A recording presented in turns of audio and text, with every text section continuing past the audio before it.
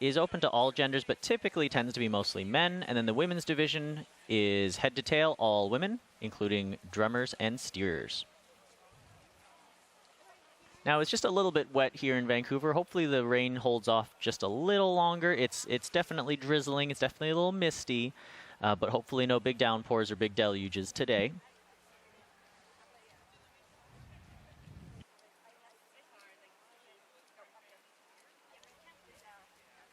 Now, I know there are lots of you tuning in from home, too, so I thank you all for visiting. Thank you all for watching this stream. Hope you're enjoying the races so far. We often get questions about what is Dragon Boat? Is it like rowing? Is it like canoeing? Is it like kayaking? And the answer is sort of, kind of, but also not really. The history of Dragon Boat really dates back to around 278 BC. This is probably the best story, the most well-known story.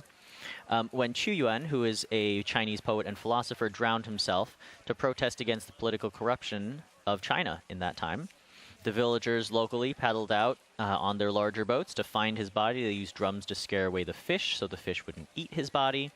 And as an added deterrent, they threw zhong, as we call them in Cantonese, or zhongzi, as they call them in Mandarin, which are these glutinous rice foods packed inside of bamboo leaves tied up there. They threw those foods into the water so the fish would eat that instead of Qu Yuan's body. And that's where Dragon Boat was born. That's traditionally what we celebrate in the Chinese culture as the Dragon Boat Festival, typically held in the 5th lunar month, the 5th day of the 5th lunar month, also called the Double Fifth Festival for that reason. And that is typically in maybe May or June of our calendars. Dragon Boat Festival was actually on my birthday this year, which is very exciting. But Dragon Boat first arrived in Canada during Expo 86, thanks to the local Chinatown community here. They were facing racism because of increased immigration from Hong Kong in the 80s, and so to unify their Hong Kong community, they used the Expo's theme of transportation to bring people in the same boat. They obtained a Dragon Boat, and they started this festival, which is now the signature event for Dragon Boat BC. So lots and lots of history for Dragon Boat.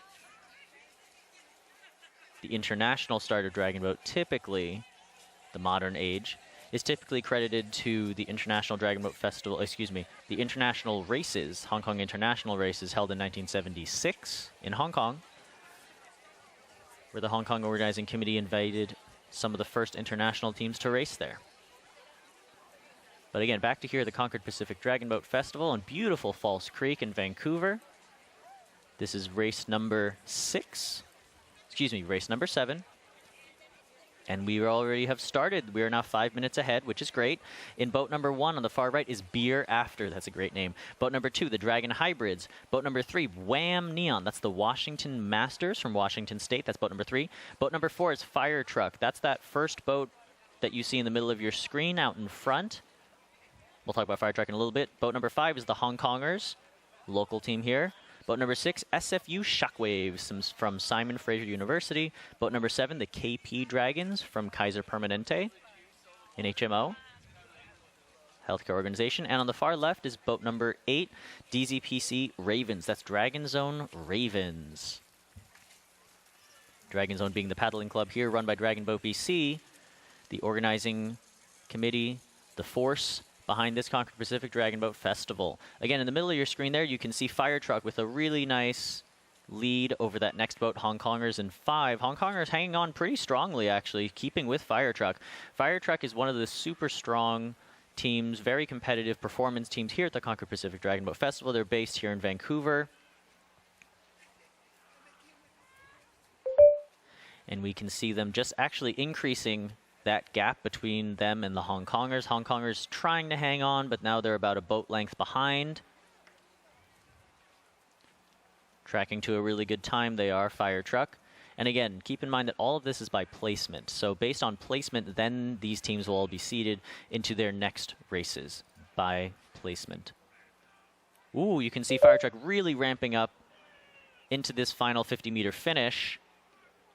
Really ramping up, really digging deep, hammering down at the front.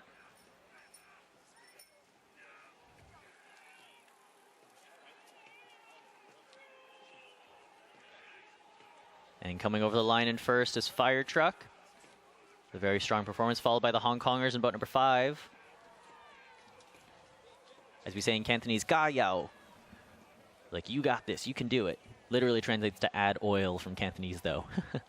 Boat number 6 and boat number 3 fighting it out for third. Boat number 3 is Wham Neon. You can see the bright neon hats and the blue jerseys. That's what they're very much known for. One of the largest dragon boat clubs in the Pacific Northwest. Boat number 6, SFU Shockwave. Again, a college team from Simon Fraser University, just a bit east of here. And now boats number 7 and 2 fighting it out here. Boat number 7 on the far side is KP Dragons, and boat number 2 are the Dragon Hybrids. And rounding out the field now are boats number 1 and 8. Boat number 1 is Beer After, and boat number 8 is Dragon Zone Ravens. There we go, over the line.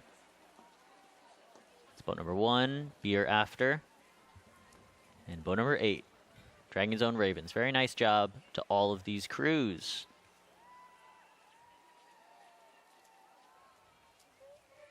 Now, for those who may or may not know, Dragon Boat is obviously a, strength sport in the sense that you have to be physically strong to move the boat forward, but a really large portion, really large part of a team's performance really is also timing, too. And then semis and finals tomorrow on Sunday.